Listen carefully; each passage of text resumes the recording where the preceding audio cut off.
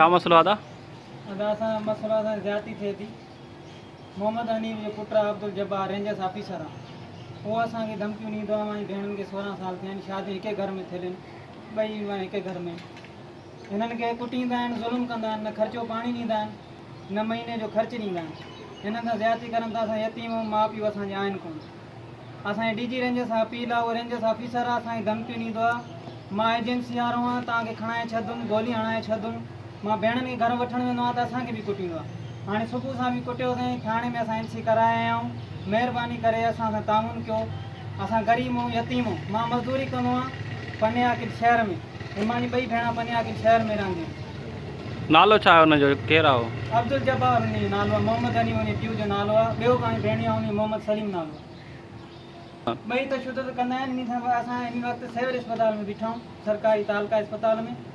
हाणे हिननि जी रिपोर्ट कराए सूमर वारे ॾींहुं हिन जो रिपोर्ट ईंदी, जेको असां सर्टिफिकेट हिननि खे डॉक्टर करायो। अच्छा, थाणे में वञूं था त उतां छॾे ॾियनि था, उहो फ़ोन कराए थो DG रेंजर्स जो मथां हेडक्वार्टर तां।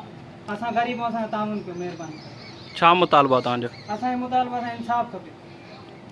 रेंजर्स खे पाकिस्तान DG रेंजर्स, पाक रेंजर्स, आर्मी चीफ खे बि असां कयूं था, महिरबानी करे असां सां महिरबानी कयो। सखर ज़िले SP खे बि असांखे अपील आहे त महिरबानी करे असां सां तामुन कयो, असां सां इंसाफ़ कयो। असां इहो रेंजर्स वारो आहे, असांखे धमकियूं ॾिए थो। छा थींदो तव्हांजो रेंजर तरफ़? भेणियूं आहे, मुंहिंजी भेण आहिनि।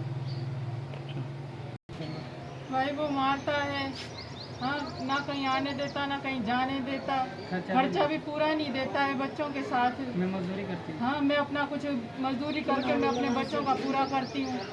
डंडों से मारा है मुझे भी और मेरी बहन को भी मारा है। हाँ, और वो उसका बाप है ना मेरे शोर का, वो खुद डंडे देता है उठा के, ले मारो इनको मारो। और जो मेरा बाप है ना, मेरे बाप ने दूसरी शादी कर रखी है। वो बोलता है, फोन करते हैं ये तो बोलता है कि इनको मारो, इनको डंडों से मारो, इनको डंडों से मार के बाहर निकालो।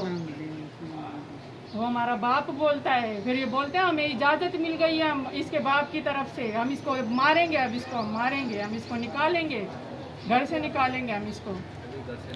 क्या मुतालबा है आपका? मैं इंसाफ चाहती हूँ। नाम क्या है आपका? मेरा राबिया नाम है। ठीक है।